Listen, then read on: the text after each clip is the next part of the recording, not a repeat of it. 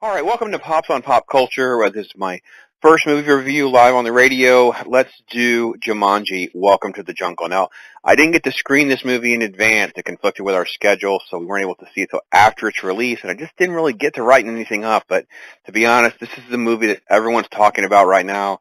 It's still killing it at the box office. It's only fair to give it some time, talk it through.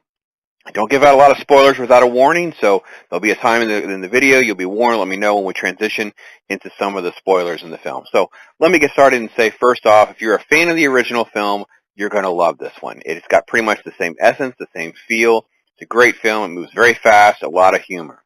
The film picks up exactly where the last film left off. So if you remember, Robin Williams starred as Alan Parrish.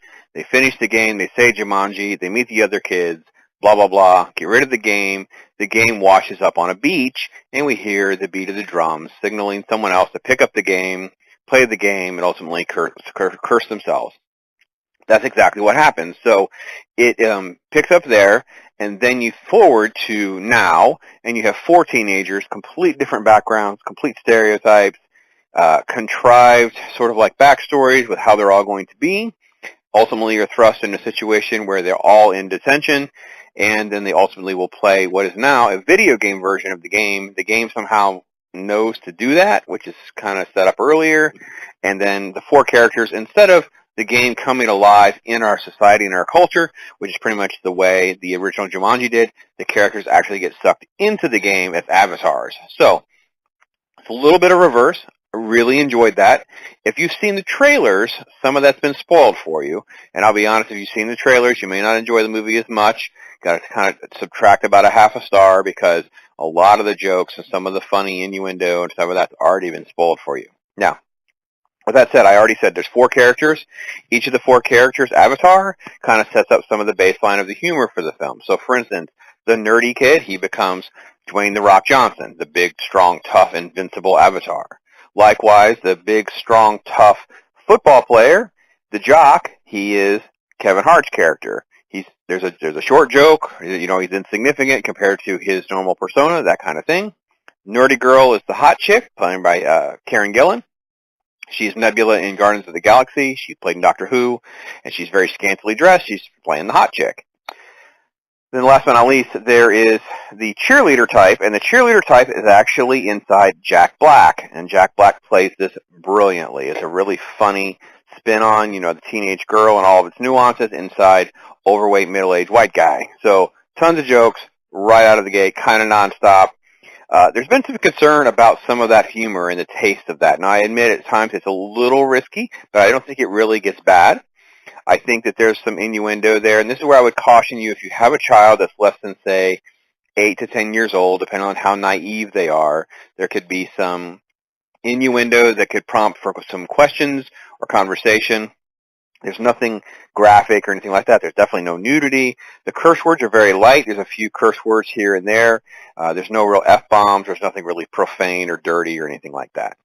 Movie proceeds pretty well. They're sucked into the game. Obviously, it doesn't spoil anything. The whole point of the movie is they got to get through the game, survive the game, and save Jumanji and go back. So, great film. It's a lot of fun for families, especially if you have, teens and older. It's a great time to get away for a little bit. Don't think too much into this. It's just a lot of just fun, kind of popcorn fun. And I hope you enjoy it. I gave it about, I'm kind of torn, like 2.5 to 3 stars. Kind of depends on how much of the footage you've seen in advance. I saw a lot of the footage, so for me, it kind of ruined a few moments for me. But I can still appreciate them because I know how I laughed the first time, and I know how much it made me want to see the film. So that's about where I would land at about 3 stars. Now, we're going to transition into spoilers. So if you don't want to get into spoilers, you don't know what happens, you don't want any other details, it's probably a good time for you to move on to one of my other videos. Check us out, Pops on Pop Culture. Go to Dispatch Radio, our Facebook page. We're sponsored by the Global Dispatch, where you'll see a ton more movie reviews, all the print stuff. We have tons of interviews, all the different things that we've been working on and are going to be working on now and forever. Okay, that's my spoiler alert. We're going to one last chance for you to dive away. We're going to dive into the spoilers. So, all right, as I said, the film takes place right after the 1985 classic film with Robin Williams. And I think I said 85. Yeah, 95. Why did I say 85? Okay. The problem with I have here is the character immediately gets sucked into the game and kind of like becomes the new version of Alan Parrish, and then we don't know anything. And then at the end of the film, when that's sort of resolved, we don't really follow that character. We follow the 4 new characters. So that was a little weird for me. I will say that the jokes and stuff were, pretty contrived and followed kind of stereotypical lines. So if you got anybody that's kind of a bit of a movie nerd, they're not going to like it. Like, obviously, you're going to have, the nerd that's the jock and the nerdy girl that's the hot chick. So if they try to kiss, guess what? They don't know how to kiss. So there's little things like that I think were a little too predictable and not particularly interesting. But I got it. It's fine. It was what it was. Now, that said, the villain's more creepy than entertaining. There's really no great fight scenes. The fight scene is kind of like in the one trailer, which is kind of a huge disappointment for me. I really thought Karen Gillan's character would be kind of like doing some of that kind of stuff. Like, she'd be the only one that really knew how to fight. Like, Rock would just be a strong guy, but not really good at doing things. But they got this huge fight sequence for him. There's just a lot of really good parts of the movie, but as a whole, I have to say, because it is relatively contrived and predictable, it can at times, not be for everybody. So I think that we see the cheerleader thing and the Jack Black thing being the most controversial aspects. I think this scene is fantastic of her not knowing how to use his parts, so therefore he has to go to the restroom, and later on when she's being attracted to another character, his body is the one reacting. So again, you have children, they're going to ask some questions. They're going to ask, why is that funny? Why is everybody laughing? Those kinds of things. So maybe not for every parent and every kid and every circumstance. I actually think it'll be a bigger issue when this thing lands on DVD and Blu-ray, because that's when a lot of the folks will watch it that didn't see it in the theater, and they're going to be blindsided when their 5- and 6-year-olds are the ones seeing it for the first time. As I said, I didn't care for the way it ended in a way. Like, it didn't really follow the same sort of rules as the original Jumanji did.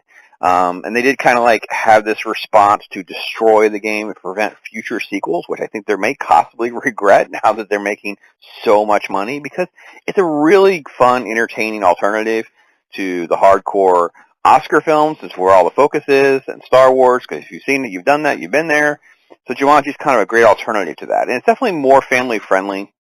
I mean, let's face it, you got like 8 to 13-year-olds. They can sit through this movie twice. So, a couple hours here and there, you can entertain yourself and have a good time out. So, hope you like the review. Hope you like what we're trying to put together here on the Pops on Pop Culture Show. Please join the Facebook pages and the social media.